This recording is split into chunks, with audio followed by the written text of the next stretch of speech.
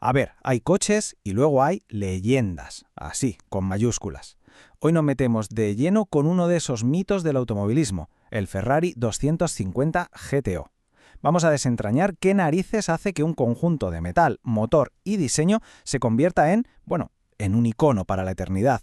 70 millones de dólares. Es una locura.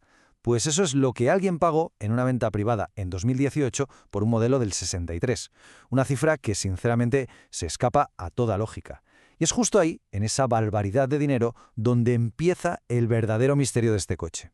Y esa es la gran pregunta, ¿no? ¿Cómo puede ser? ¿Qué hace que un coche valga más que un Picasso? Pues ojo, no es solo porque sea rápido o bonito, que lo es, y mucho. Es como una especie de tormenta perfecta. Una mezcla de historia, de picaresca, de ingeniería, y todo eso lo vamos a ir viendo ahora, pieza por pieza. Venga, vamos al lío. Y para empezar, hay que dejar algo muy claro. La historia del GTO no es precisamente un cuento de hadas. Es una historia de ser más listos que nadie, de rebeldía.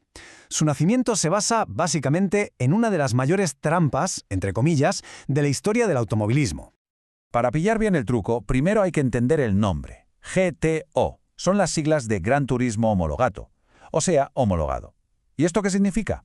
Pues que tenía el sello oficial para poder competir. Sin esa homologación, sin ese papelito, el coche se quedaba en el garaje. Y para Ferrari, que vivía por y para las carreras, eso era impensable. Y aquí viene la genialidad.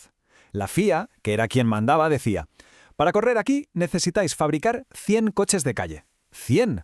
Pero claro, Ferrari era casi artesanal, carísimo, y solo pudieron hacer 36. Así que, ¿qué hicieron? Pues tiraron de picaresca. Le dijeron a la FIA que el GTO no era un coche nuevo, sino una simple evolución del anterior. Incluso se saltaron números de chasis para que pareciera que había más. Una jugada maestra, un engaño brillante que fue literalmente la cuna de esta leyenda. Pero claro, una leyenda no se aguanta solo con astucia. El coche tenía que ser bueno, ¿no? Pues vamos a ver la máquina, porque el GTO no es solo una cara bonita. Es una auténtica obra de arte funcional que nació, de hecho, para arreglar los fallos de su hermano mayor. Mirad esto, que se ve clarísimo. A la izquierda el modelo anterior, el 250 GTSW, un cochazo sí, pero tenía un problemón. A alta velocidad el morro se levantaba. Y, bueno, digamos que el volante se convertía en un adorno. Peligrosísimo. Y a la derecha, el GTO. El ingeniero, un genio, llamado Giotto Bizarrini, se metió en un túnel de viento y esculpió esa forma. Cada curva, cada línea que vemos, no está ahí por ser bonita. Está ahí para que el coche se pegue al asfalto. Es la prueba de que a veces la belleza más pura nace de la pura necesidad. Y claro, si la carrocería era el cerebro, ¿qué había debajo del capó? Pues el corazón, el alma, el mítico motor V12 Colombo. Una auténtica joya mecánica, con unos 300 caballos que ya había demostrado en 1000 carreras que era prácticamente indestructible. Sus ribanes se rompían, el Colombo seguía y seguía.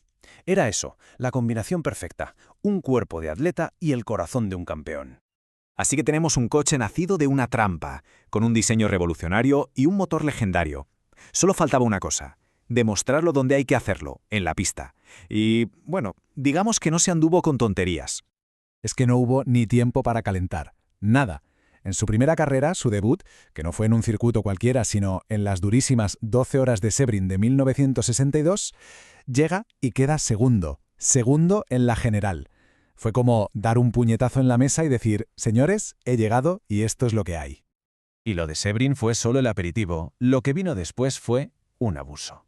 El palmarés del GTO es para marearse. Ganó el Mundial de Constructores 3 años seguidos. ¿El Tour de Francia? Suyo. La Targa Florio, también. Goodwood, por supuesto. Le Mans en su categoría, claro que sí.